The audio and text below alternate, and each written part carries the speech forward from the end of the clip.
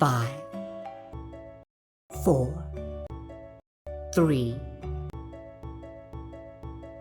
2, 1. Mr. Deputy Chairman, Sir, our railway system is the largest in Asia and the fourth biggest, perhaps in the whole world, employing about 20 lakhs of people. It was rather refreshing to note that, for the first time in about 7 years period, a balanced budget has been presented. Sir, this is very encouraging, especially when this has been done without increasing the passenger fares. However, it is a matter of some concern that about 70% of the revenues of the railways spent on establishment expenditure alone, and this aspect has to be looked into very carefully. Sir, it has been stated by the Railway Minister that the Railway Administration is now seeing the end of the tunnel.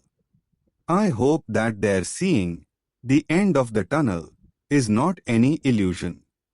They have also said that they are working on all the cylinders.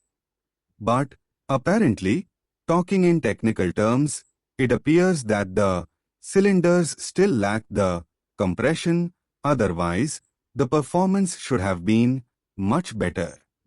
Sir, there is another important thing to which I would like to invite the attention of the Honorable Railway Minister, and that is the Railway Board. It is a very familiar and popular topic of criticism in both the Houses of Parliament. Well, sir, it is high time that the Minister and the Government had a second look at it and took a view on whether the Railway Board has served its utility or still it is required to serve the railways and the country. Sir, this utility has to be established and only then the Railway Board is to be allowed to continue. Otherwise, we will have to agree that it is only a white elephant. Sir, let us hope that these encouraging financial results will continue to be encouraging till the end of the year, although the railway financial authorities have not taken into consideration that impact of the additional dearness allowance which may have to be paid to the railway employees during the year, and if this is done, I am sure that the surplus that this budget has attempted to bring about will be upset and the whole working will be imbalanced and we will end up with a deficit budget at the end of the year.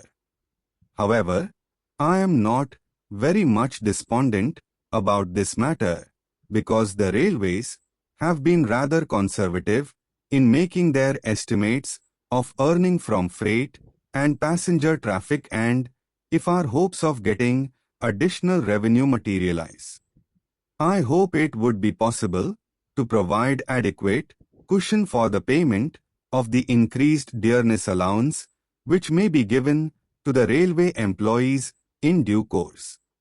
Sir, for improving the image and the working results of the railways, they will have to work very hard.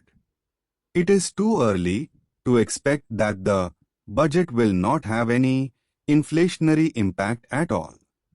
The gap between the revenue and the expenditure for the year 2004-5 is of the order of rupees 144 crores, and this is a very big gap, and I hope that this sort of performance will not be repeated during this year.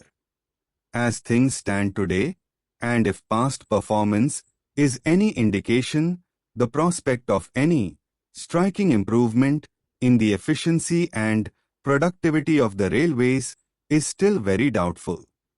Let us hope that this doubt will not materialize. For instance, in the year 1995-96, the railways carried 200 million tons of goods traffic. But in the year 2005-6, it is estimated that only about 190 million tons of freight traffic will be carried. As against this decline in the amount of traffic carried, the employees increased from about 14 lakhs to 20 lakhs during this period, with the wage bill rising from rupees 350 crores to rupees 600 crores, besides enormous investments in modernizing the equipment, acquiring new assets, etc.